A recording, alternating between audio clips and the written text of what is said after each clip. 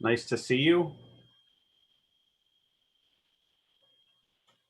Glad you could join us for this movie, or this discussion of this movie.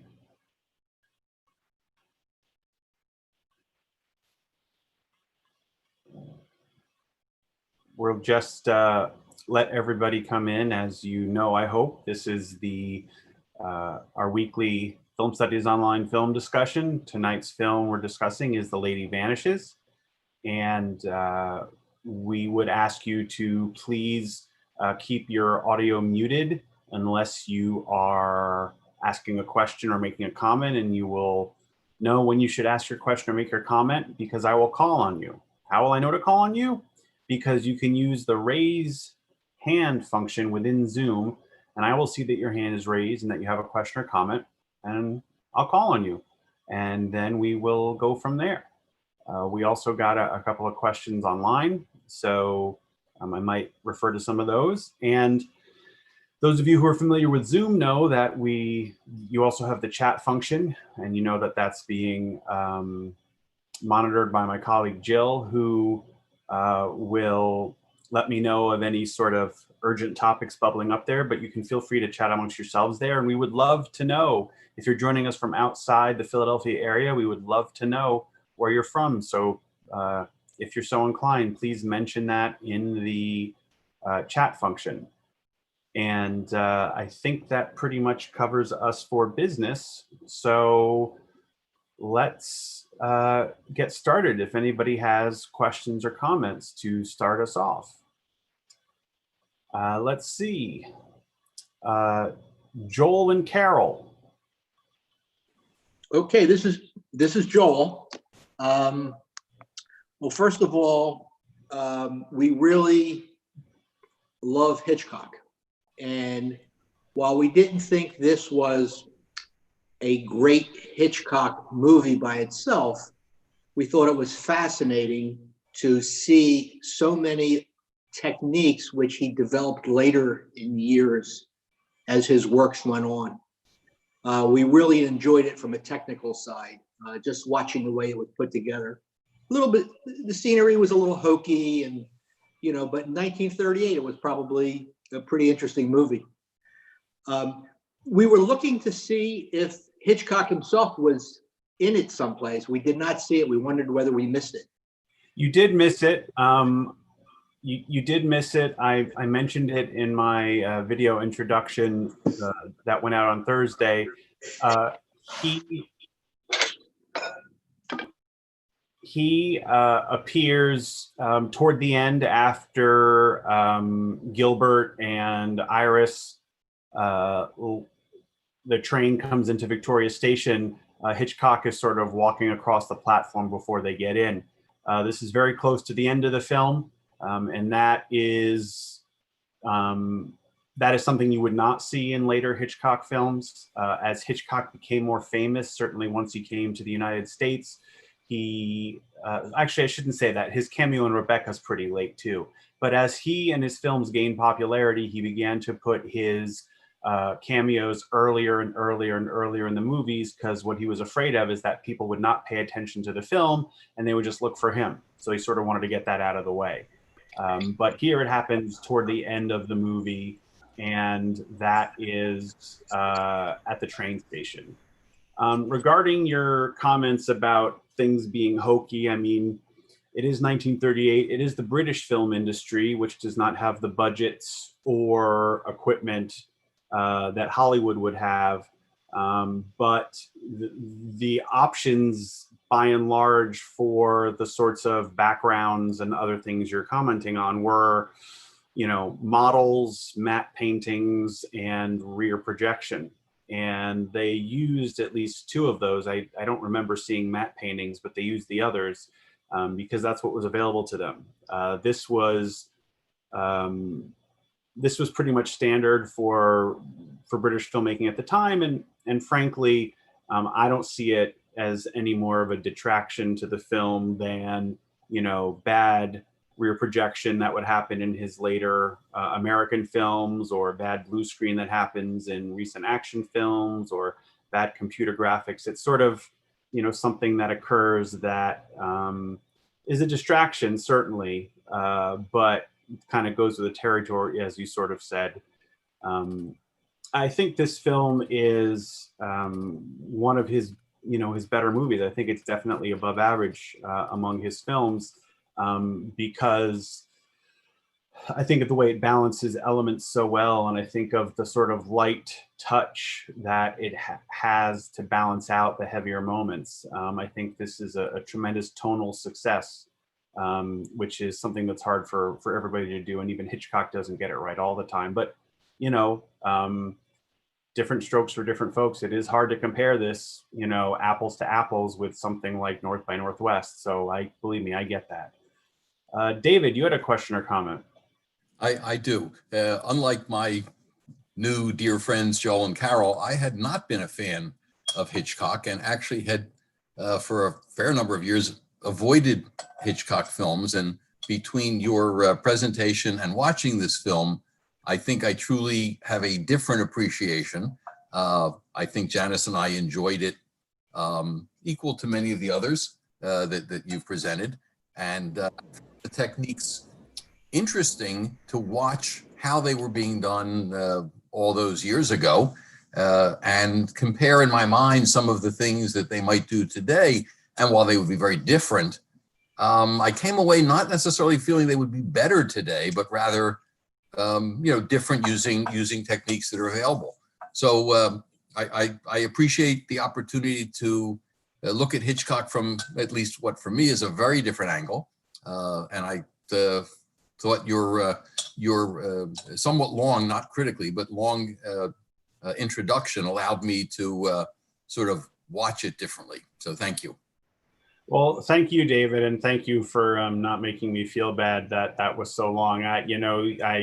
You sit in front of your computer and you start talking, and before you know it, 22 minutes has passed, and I apologize for that. But on the other hand, you can always fast forward or stop watching or whatever. So I guess everything's fine.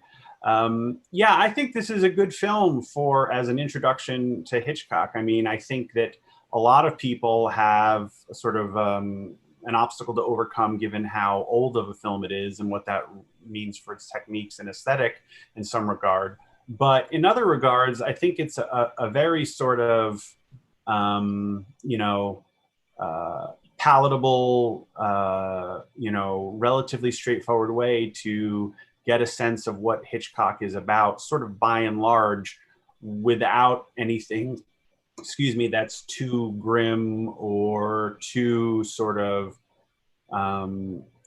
disturbing or anything like that. In fact, it's funny, when I watched this again, my 5-year-old son watched portions of it with me, certainly not the shootout on the train and things like that, but there were portions that he could watch and understand and get the suspense without really there being anything remotely offensive, which there's something to be said for that, I think. Robert, you had a question or comment. Oh, thank you. Thank you very much. I did a little research and I found that in this movie, Hitchcock used some cinematographic techniques, and I wanted to ask you about them and ask you what they were and how he used them. The cinematographic techniques that I read about was one called dissolve. The second is called overlay. The third is called diffused images. And the fourth is double exposure. And the other thing that I wanted to ask you about from a technical point of view is that apparently Hitchcock sketched each shot that he did. I can understand that intellectually, but I don't understand. There must be 1,000 shots. I mean, maybe they took thousands of shots, right? And he's going to draw each one into a picture by hand. I just don't visualize how that works. Okay. So thank you for that. Sure. There were probably hundreds of shots in a movie like this of this length and at this time when their edits didn't come nearly as quickly as they do today. But your point is taken. That's a lot. But storyboarding is something that is a very common technique, and it is done today. It is not usually, in fact, it is rarely done by the director himself or herself, but it wouldn't surprise me that in the British film industry in 1938, they didn't have money in the budget for a separate storyboard artist. But movies do this. Almost all movies do this. And if you think about all of the expense and time and considerations of making sure the set, the props, the actors, the lighting, the microphones for recording, et cetera, all in the right place, you don't want to just show up on the set and say, all right, so what are we going to do today? How are we going to stage this scene? You don't want to do that. And a screenplay will give you some indication, but it does not give you nearly enough. So Hitchcock, it was, like Martin Scorsese, and like a savant when it comes to visuals, almost had a sort of a visual mind and could basically edit the film in the camera, meaning he could take shots at different times and different days and know how they would fit together. So it doesn't surprise me that he would do that. In fact, he was, before he worked in the film industry, he worked as a graphic artist or graphic designer. So he had been drawing and designing and laying things out for years before he even started directing movies. So all of those make sense, or that makes sense to me. Regarding your questions about the techniques, I don't remember what all of them were, but I will tell you that a double exposure is when you capture an image on the film and then but you don't develop it, and you capture another image to create what, another term you said, sort of an overlay, the look of sort of two images, one on top of the other. And those best examples of those in the movie are when Iris wakes up from her nap and she looks at the different people in her cabin, and she sees the person she sees Miss Froy's face superimposed over each of the other people. But you also have dissolves are simply an edit where one shot starts to disappear and another one starts to emerge, kind of like a fade, a dual fade in a way. So, those techniques were used basically to give a sense that there's something sort of, ephemeral going on, that there's something happening in passing.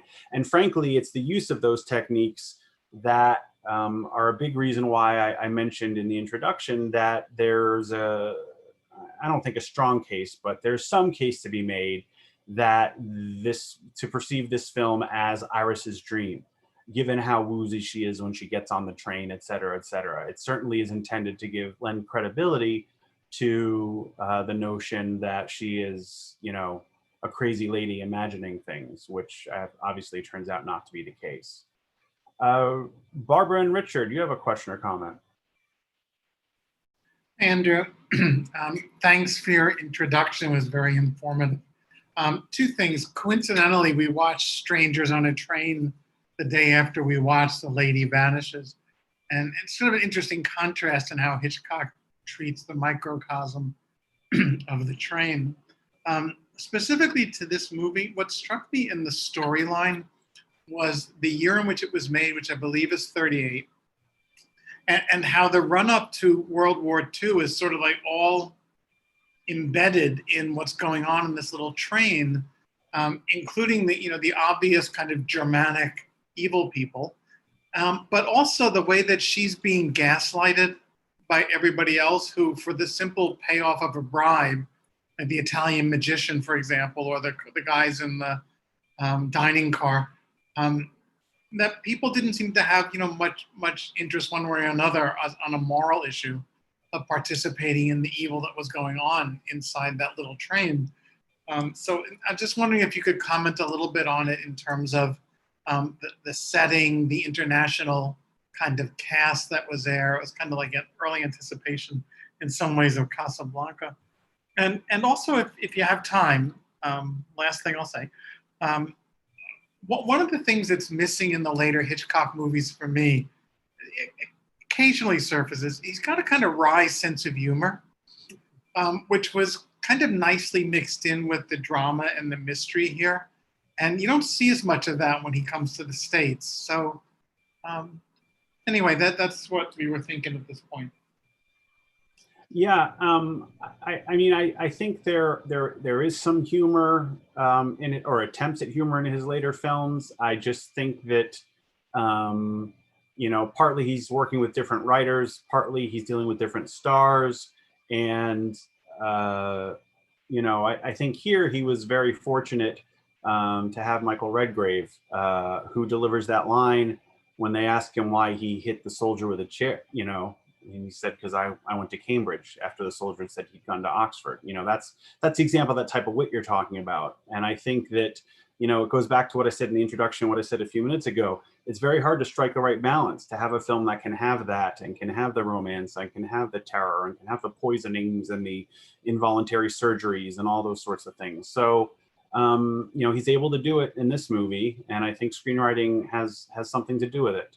Not to say he didn't work with talented screenwriters later. Rear Window actually has some pretty clever lines in it too, so they do happen. But I agree. I think this is an exceptional success in that regard. Regarding your first question, yes, this film was made in 1938. It was made before Chamberlain made his famous, you know, speech and move toward appeasement. But I think the writing must have been on the wall, because those developments are all over this movie. I mean, Mr. Todd Hunter, who's so afraid of his reputation and owns a gun, but says he's a pacifist and thinks if he goes out and waves a white flag, everything will be fine. I mean, that's clearly a commentary on appeasement.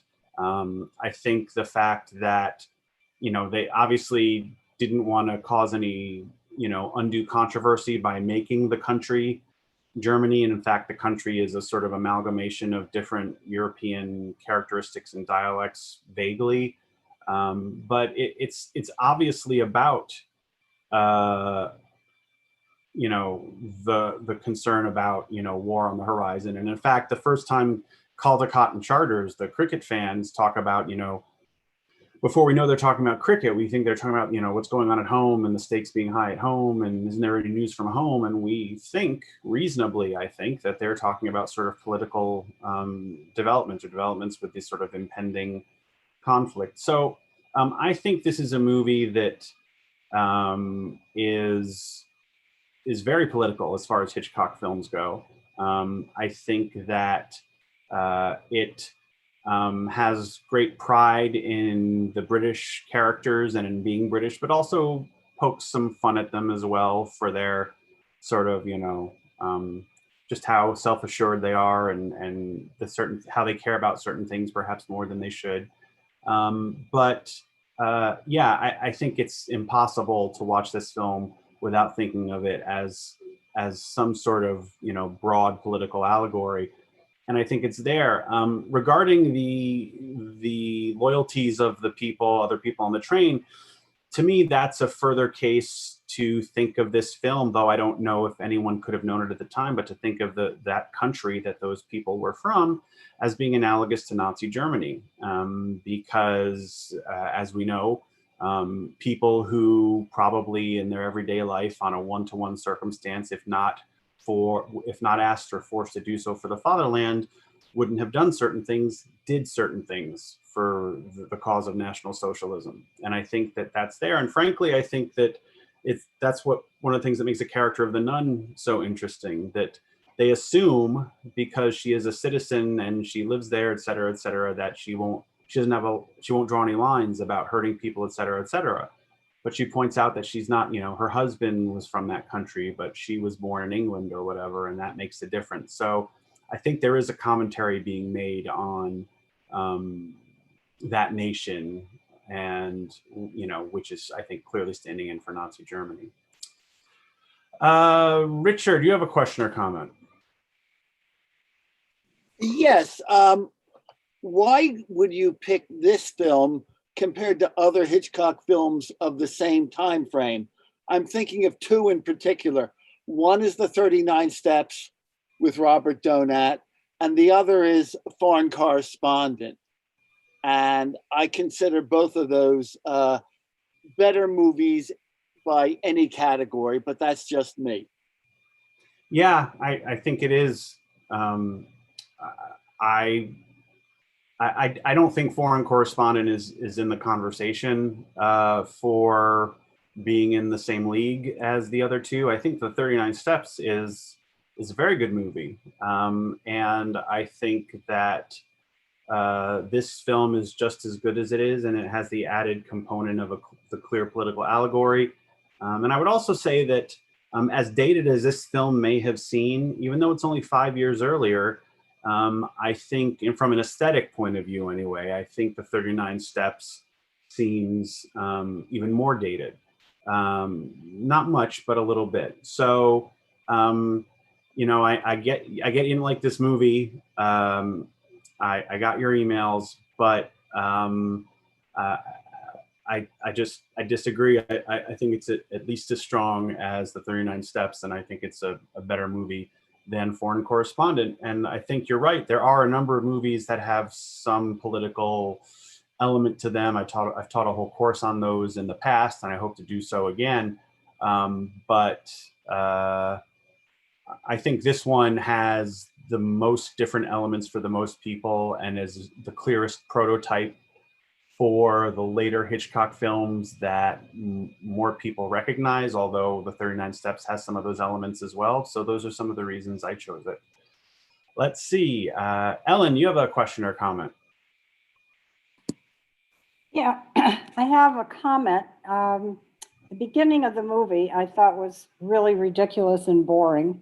It almost made me want to forget looking at the rest of the movie, but because it was Hitchcock, I knew it would get better. And I was surprised that he would start a film in that manner and not draw you into the, you know, suspense or the storyline. It just didn't seem to click with me. I wondered what you thought or other people thought. And the other comment was about what was the point of the so-called musician going into Iris's room, and the whole scene I thought was really ridiculous. So those are my comments. I wonder what comment you have to say about it. Okay, well, by the musician, I guess you mean Gilbert, the lead? I forgot his name. That's okay. He goes in there to get her to have the manager give him back his room. She bribed the manager to kick him out of his room. And the manager did that, and he goes in there to get her to bribe the manager again, or convince the manager again to give him back his room. So that's why he went in there. Regarding the beginning, I think that if you, for example, the 39 Steps was a film that was brought up recently.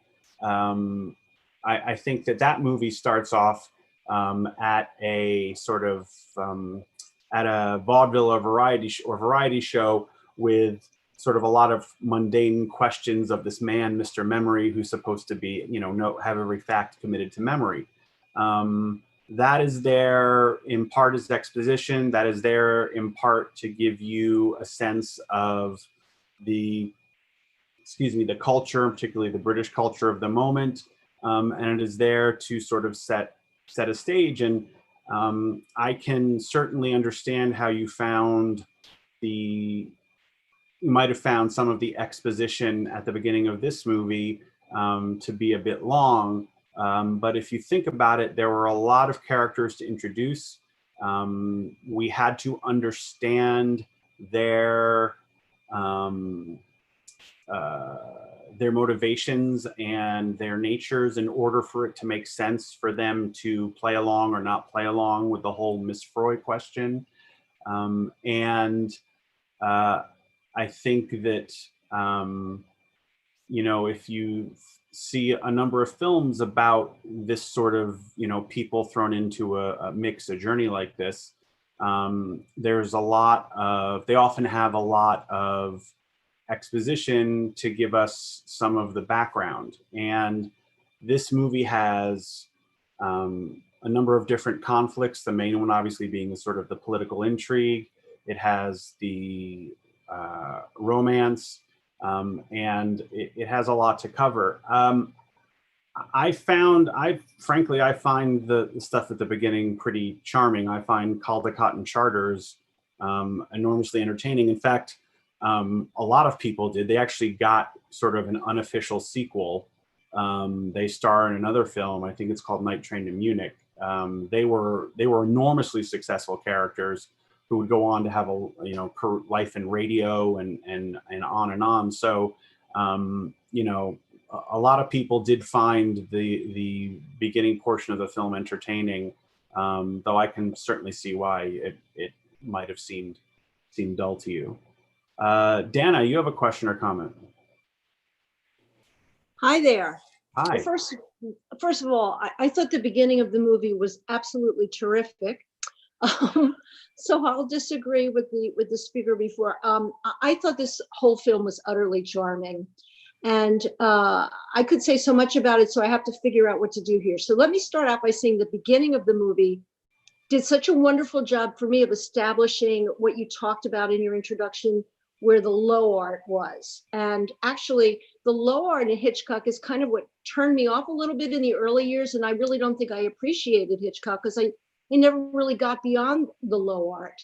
But in this film, the comedy, the funny stuff was really all established in the beginning. I love that crazy manager of the hotel. We don't see him again, but he establishes the movie as if it's going to be a comedy. And it isn't until the musician, the hand comes out and the musician's about to be strangled or killed that we begin to realize, and we're still in the hotel, of course, that this is not going to just be a comedy. And of course, then we get on the train. The other thing I want to mention is I thought the casting of Michael Redgrave was just brilliant. And I think a lot of the males that Hitchcock chooses, we talk about his women so many times, but so often the men are so important because they're charismatic, they're charming, they're handsome, and they do a lot for the storyline. In this case, I really think that Michael Redgrave's character, the chops that he gained from his years on the stage, I read that this was the first film he actually made, is really one of the reasons why this film works on the levels that you described, the comedy level, or the low art level, and the suspense level, and the love interest. And it's because he ties it all through. My two favorite scenes in this movie were the Happen One Night scene, where he barges in on Iris. I just thought that was absolutely hysterical. And later on, that marvelous scene in the baggage car, which you mentioned was Hitchcock put into the movie. I just thought that was just so much fun to watch. It came at a perfect time. The pace was just right. And I don't know, this movie was just the beginning of what I have learned is a terrific filmmaker's career. And I could also see, I'll say this and then I'm going to stop. You can really see where he's going to move from English sensibilities into an American kind of a genre, or whatever we want to call it, because things do change from his English sense. But the beginnings of a lot of those things are very, very English. Now, thanks, Andrew. This was just a terrific movie. Well, I'm glad you liked it, Dana, and thank you for your comments. You brought up two really, I think, really important things for people to come away with it they might not otherwise. One is the importance of Michael Redgrave. You are absolutely right. He was a success on the stage, and Hitchcock wanted him for this movie, and Redgrave really didn't want to do it. And it was his friend, the actor John Gielgud, who had worked with Hitchcock in an earlier film, I can't remember which one, who convinced Redgrave to do it. And he told Redgrave that it would take his career on stage or wherever to a whole new level if he did this. And he did, and it did. And he is essential to this film, right? He is able to have just the right touch at certain moments, and is able to be, believable, credibly tough when he has to be tough, incredibly funny when he has to be funny, and he's essential. The other thing I'm so glad you mentioned, and I wish I knew if this had actually come to pass, but I have to believe that Alfred Hitchcock or the screenwriters saw It Happen One Night before this film, because I think of the similarities, not only the point you made when Michael Redgrave goes into her room, and how that sort of mimics a lot of the elements of the discomfort and the fear of sort of overfamiliarity that we see, and that some of the comedy and a bit of the sexiness and edge comes from in It Happened One Night.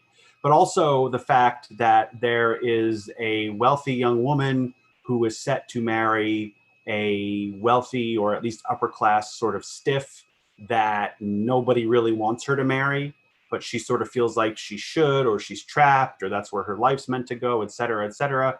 Then she has this whirlwind cross-continental journey and decides that there's more to life, and there are men out there who can thrill her and excite her and move her and everything. And she wants that life, not the life with, you know, Stuffy Stufferson. And those two elements, I think, are, you know, they're not unique to It Happened One Night, but I just felt the combination of them really made me wonder if that film had been watched by anyone involved in the making of this one, because I think there are those similarities. So thanks for those comments. Susan, you have a question or comment? Yes, I liked Dame May Whitty, and I liked the fact that she was frumpy throughout the film, but when you see her in the British in Whitehall, she looks lovely playing the piano. And I thought that was a nice touch to show her as not frumpy, but that was like her disguise. And one small, I wanted to know, I didn't see Hitchcock in any cameo. Was that something he did later in his film career? No, we mentioned this earlier. He does it throughout his career, but his cameos come much later in the movies, earlier in his career. So he's actually walking across the train platform at Victoria Station when Michael Redgrave and Iris, when Gilbert and Iris arrive after the, you know, on their way to Whitehall. So he wasn't there. Yeah, I missed it. Okay. Thank you. But what did you think of Dame Whitty? She was a well-established actress. Oh, I think she's tremendous. I think she's tremendous. And I think that I think you make a very interesting observation about how, you know, she had a, you know, costume and a disguise to make her sort of appear unassuming and unthreatening. But of course, she can be, you know, all glammed up when she's back at home base. And I think, you know, her performance and creating that character, making that character credible is as much of a key to the film's success as is Redgrave's performance. Because I have no trouble believing that she is, you know, the type of person who could be a governess. And I have really had no trouble believing by the time it's confirmed that she is the type of person who could be a spy as well. And I don't think there's a lot of anybody who could, I don't think there are very many people who could have pulled that off so well. Lillian, you have a question or comment? Yes, I'm glad you mentioned It Happened One Night, because at the start of this movie, I thought to myself, I know I'm watching Alfred Hitchcock and I know it's going to be a mystery, but it almost felt like the start of a romantic comedy for a while to me. You know, with the setup between Iris and Gilbert and, you know, the girls in the room and everybody having a good time. I thought it was just the whole process of going from that beginning into the mystery part, especially when you see the musician being strangled and you realize something's going on here. Yeah, I mean, if you think about some other Hitchcock films, I mean, Rear Window starts off credibly as a 1950s type romantic comedy, right? With Jimmy Stewart bickering with his nurse about whether he's going to marry Grace Kelly or not, and there's sort of jokes about the other people out the window whose lives are in various stages of romantic success or failure. You know, you do see this in some of his movies, so it's not unheard of. I will grant you that it is a bit more of a big turn, but you know what? Frankly, I think of Psycho. You talk about movies that take a turn. Psycho starts out with Janet Leigh and her boyfriend, and they're making plans to sort of run away together, and you have no idea that story is going to turn to anything remotely involving the one that involves Norman Bates. So It's something Hitchcock does, and I think this is an early and, you know, dramatic in terms of the scope of it, example of that. Steve, you have a question or comment?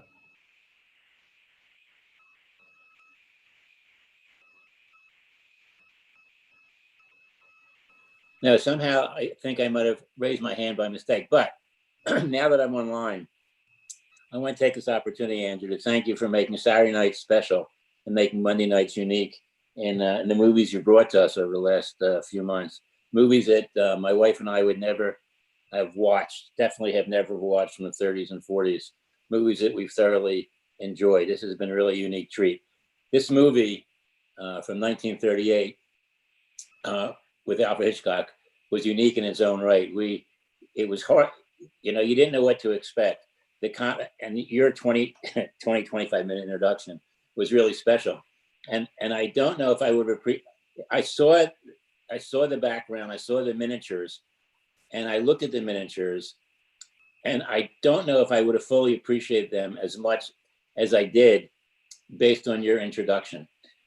Because I said, boy, this is really very strange special effects, because you could see it was a little town, there a little train running along, you know, a little train run, you knew it wasn't real.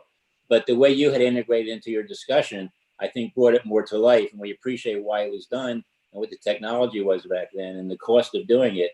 So that really sort of toned down the special effects, that I wasn't caught up in it as much as I would have been saying, well, how could they make something, you know, so immature as they were. So this was really one of the more unique movies that we had seen. I think each one was great, but this was, my wife wants to know what the MacGuffin is. MacGuffin. My wife doesn't know what the MacGuffin is. All right. Well, thanks, Steve. Thank you, Andrew. Thank you very much. Of course. I appreciate the kind words. That was really very nice of you. And I did mention it in my introduction. I don't know the extent to which I was so clear in explaining it, but as I said then, the MacGuffin is sort of the, you know, the drivetrain of the story. It's the engine of the narrative. It's the thing that makes the people do the things, the characters do the things that the filmmakers want them to do. And it sort of gets them to, you know, gets Cary Grant up on Mount Rushmore, et cetera, North by Northwest.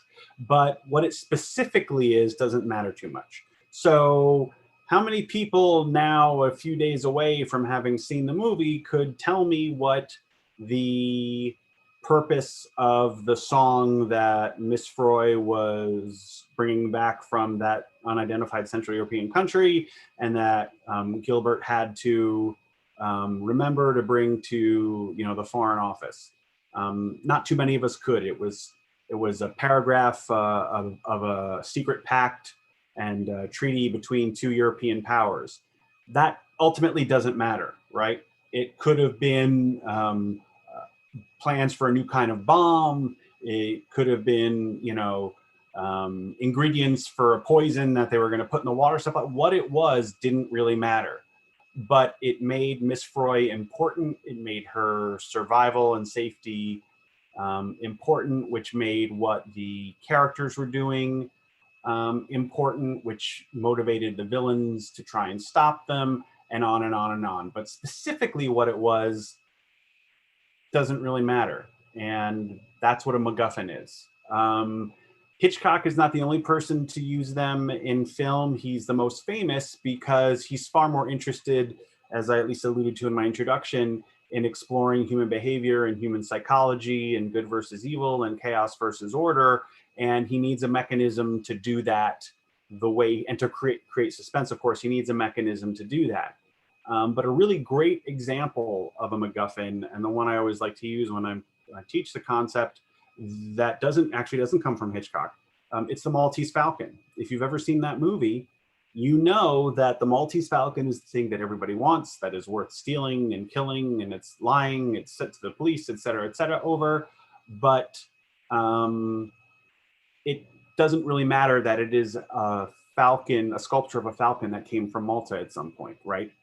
It could have been the Hoboken pigeon. It doesn't really matter as long as people want it. And that's a MacGuffin. Let's see, Joss, do you have a question or comment? Both. I love this movie. I mean, there were parts of it that were laugh out loud funny.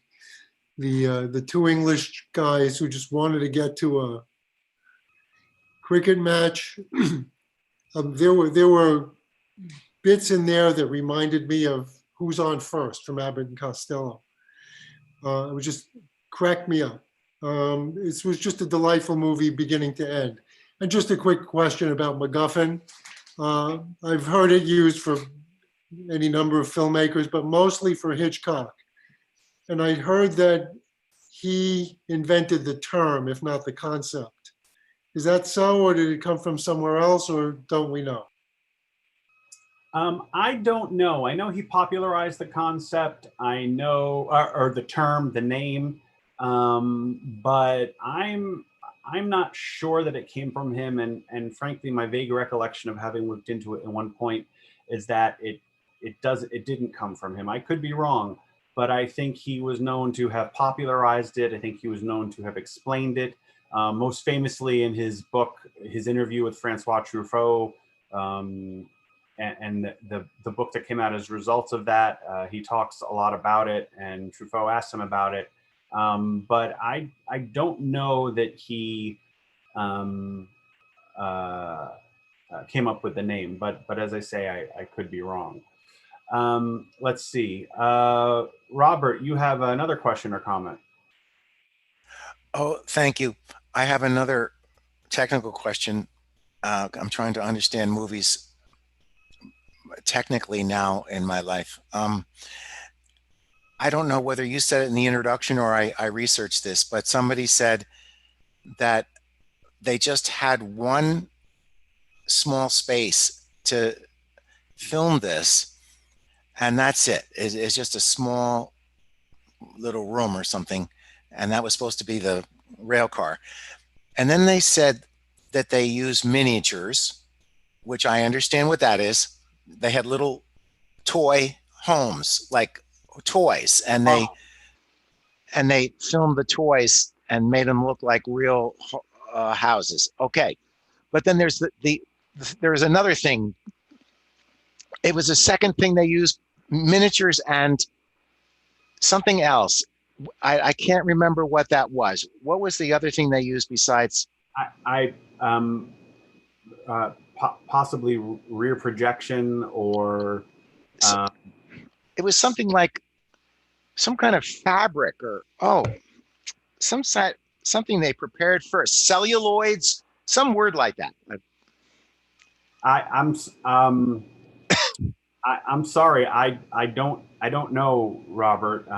What I can say is, yes, I did mention in my introduction that they had basically one train car to shoot all the action on. So every time, if you notice, there's always an edit, there's always a cut when they leave one train car and go into another. And that's because they had to shoot all the scenes in the dining car throughout the film when it was dressed as the dining car. Then they had to empty it out and redecorate it and shoot the long scene in the baggage car. And they had to empty out and decorate it and put all the little rooms in it. So that is what they had to do. And because they were working with materials and technology and budget of that relatively modest scope, that is why they use the miniatures and why they use all those other techniques.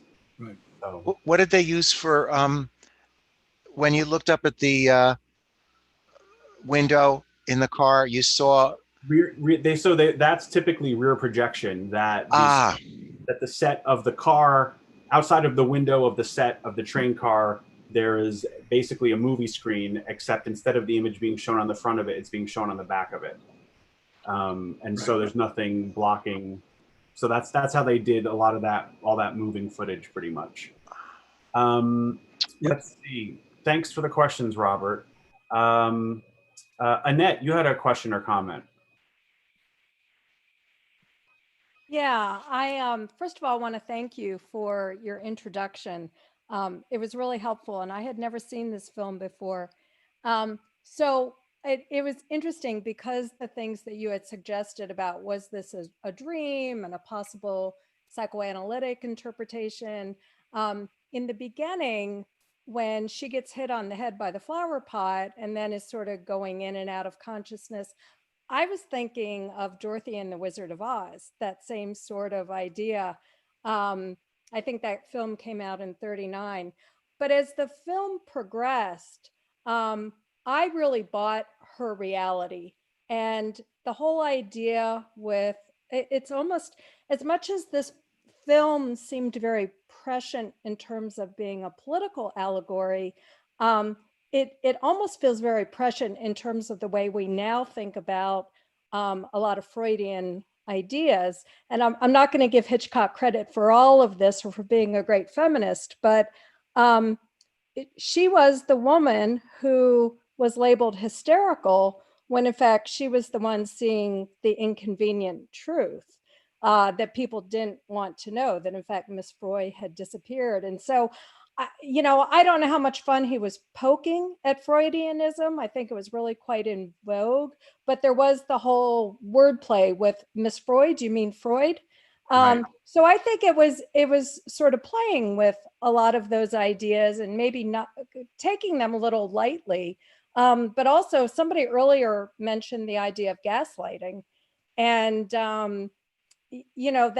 that's clearly Freud was a product of his patriarchal culture, and now people look at a lot of Freudian ideas as being labeling women hysterical when in fact they were telling the truth. And I think in terms of the political allegory, that was the same sort of thing, that there was a lot that people wanted to deny, inconvenient truths. So I think it worked on the political level as well as on the level of human nature. And I think it had a little bit of everything. It had humor, it had suspense, it had political allegory. I really enjoyed it. And I think it held up incredibly well. Despite the limitations of the technology of the time, I think the film itself really told a great story. So thank you. Well, thank you for those really great comments, Annette, and I'm not even talking about the ones that thank me for taking this movie. I think your remarks are very thoughtful. You alluded to, or you implied that Hitchcock is not known for his most positive or favorable or fair, perhaps even is a good word, depictions of women, and that is true. There was a lot of feminist film criticism, particularly in the era of the 1970s, that really looked at Hitchcock as, misogynist. And it's hard to deny that certain depictions of certain characters in his films, and some running through his films, for example, his depictions of mothers, are troubling, and there's really something going on there. That being said, I think what you mentioned about what Iris does and Iris accomplishes, it reminds me of something that I received via email from Judy, who is a frequent participant in these discussions and in our classes when we have them, who pointed out that this film's really about people coming to their senses, right? And sometimes it takes a good crack on the head to come to your senses, but Iris comes to her senses about her impending marriage. Iris convinces everyone else to come to their senses about Miss Freud being real. Miss Todhunter comes, or the fake Mrs. Todhunter comes to her senses about her relationship with the actual Mr. Todhunter. The fake nun comes to her senses, and so on and so on. So, in a sense, the movie is about sort of, people willing to change their mind or have their minds changed or be open to new information and to be willing to, entertain and ultimately accept, as you said, inconvenient truths. And I think that is all, that lesson or that point of the film is all the more augmented by the sort of the deceptions and the small, relatively by themselves, small lies that people tell in the beginning for their own little petty reasons that helps sort of stack the deck against Iris initially. Regarding Freud in particular, you're right. I don't think Hitchcock isn't critical of Freud. Hitchcock would, I think, Freudianism is something that you can sort of see appearing throughout a number of his films, though certainly not all of them, and certainly not, as a sort of absolute main theme. But it's some forensic psychoanalysis is something he's aware of. It's something he's interested in. It's something that at the time he, like lots of other people, thought or would come to think explained tremendous amounts about human behavior, though I know obviously in subsequent decades there would be strong and valid criticisms of Freud's work. So I don't think that Hitchcock is trying to convince us or make us think in the big, that the film is actually a dream. I agree with you that I think ultimately Iris's view of the world is vindicated, and her obviously her depiction or her telling, so to speak, of the events is what this film is about. But what I do think is that Hitchcock takes the opportunity to draw the similarities between the cinematic text and the dream text, the ephemeral nature of it, the condensing of time, the symbolism, and so on. And I think that as someone interested in cinematic storytelling and striving towards pure cinema, which is telling stories that could only be told in the movies, I think that's something he's interested in. And I think that's part of the main reason why we sort of get those sort of elements of Iris, this being in Iris's brain and so on. I think it's because he wants to sort of point out that similarity between the film text and the dream text. Let's see, Sherman, you have a question or comment?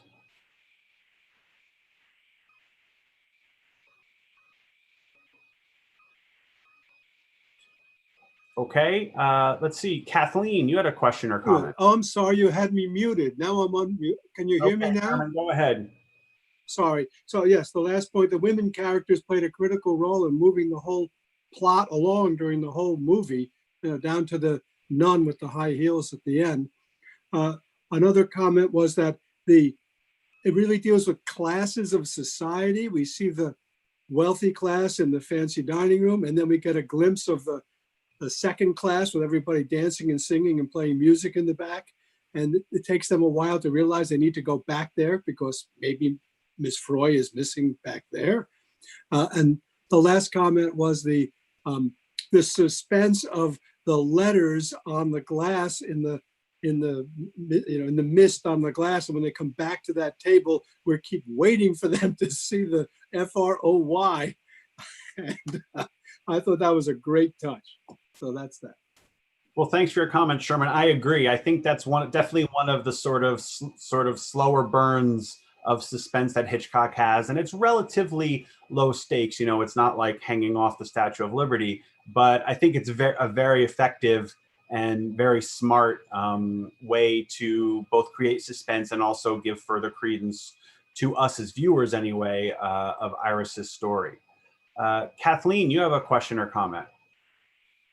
Hi, I really loved the film. I watched it twice, and both times I enjoyed the comedy and the repartee between the characters. But I did have a question. You mentioned in your introduction of the use of doppelgangers, and I was wondering if you could say a little bit more about that, as I kind of missed that. Sure. Sure. Thanks for bringing that up. Sometimes I forget what I say, even though it was over those 20 minutes. Yeah, this is an important theme, I think, in this film.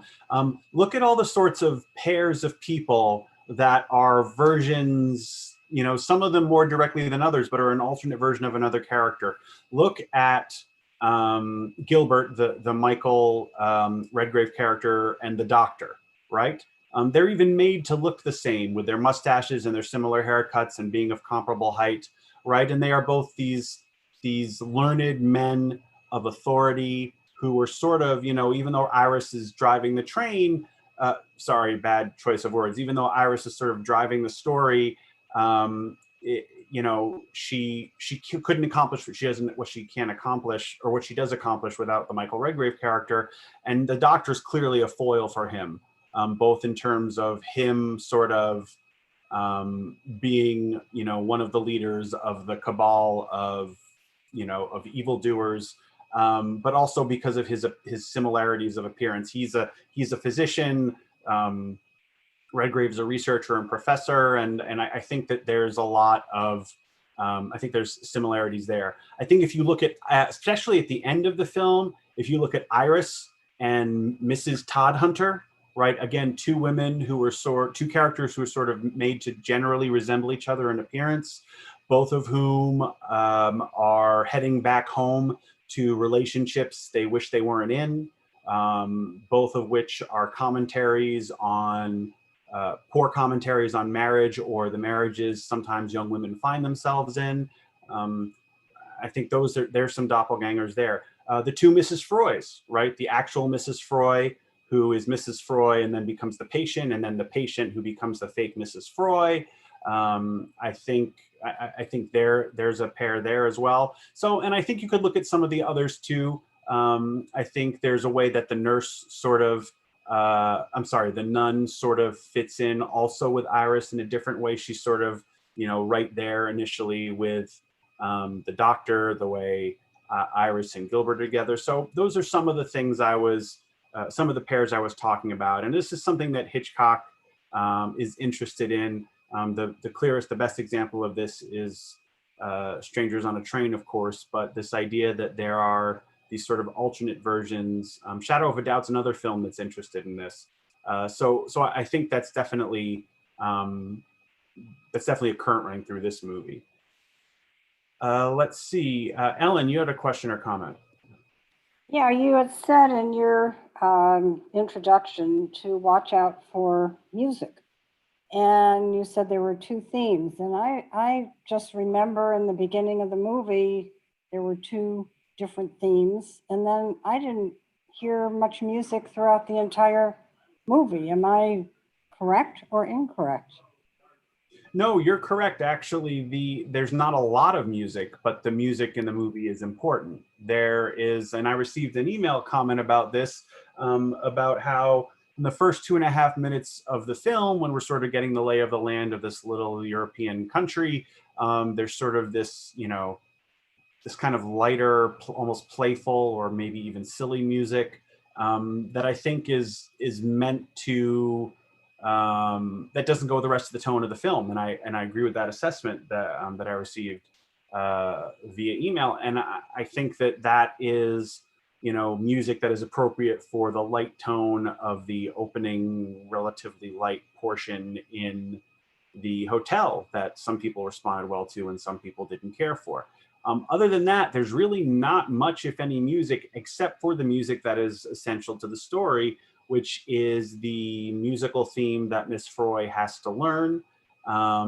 There's that. And then there's the music that Gilbert is playing. That is the whole reason he and Iris end up encountering each other, and sort of the whole reason, they sort of end up being kind of tied together. So it's not that there's a lot of music in the film, but it's that the music that there is pretty important. And actually it's that song, that melody that Miss Froy learns that ends up being the MacGuffin. So that's what I meant by that. But you're right, there's not a lot of music. Some of us, and I didn't mean to mislead anybody, some of us think of Hitchcock films for their, the Bernard Herrmann scores or things like that. And this obviously isn't one of those, certainly not. Well, let's see. Well, it looks like there are not any more questions. So I guess we will leave things there for today. I want to thank everybody very, very much for joining us. I will say that we have a number of great things coming up, including some of our remote classroom seminars. A week from tomorrow night, Jennifer Flieger, who, if you're a regular participant in these discussions, is an outstanding film instructor and a wonderful speaker, will be giving a seminar about sound coming to Hollywood. And this is not, movies were silent and there was the jazz singer. She's going to be talking about a lot of different techniques and a lot of different films that you probably don't know about and how important they were to that process. Then later in August, we have Paul Wright giving a wonderful seminar looking back on Apocalypse Now, just different iterations and the film's significance and how it's changed over the years. And then Jennifer Flieger is back for introduction to Ingmar Bergman on September 1st. And we'll have more of these as well, of course, as we move into the fall. In addition, if you enjoyed tonight's discussion and you like the fact that the films are being, that we're suggesting these films, please consider signing up for our emails. We have a lot going on at the Film Studies Online section of BrynMarFilm.org. We have a lot going on in the Theater 5 section of BrynMarFilm.org. But if you sign up for our weekly emails, you will find out every Thursday what the movie to watch is, and you will get a link to the moderator's introduction. So it is a great way to stay in the loop with what we're doing. And then beyond that, if you are able and you like what we're doing, we would very much appreciate any donation you can make to Bryn Mawr Film Institute. We obviously aren't selling regular tickets to the movies or having our regular courses. So any contribution you can make would be much appreciated and of great help. And thank you all so much for joining us each and every week. And look forward to seeing you all next time. Take care, everybody. Thanks.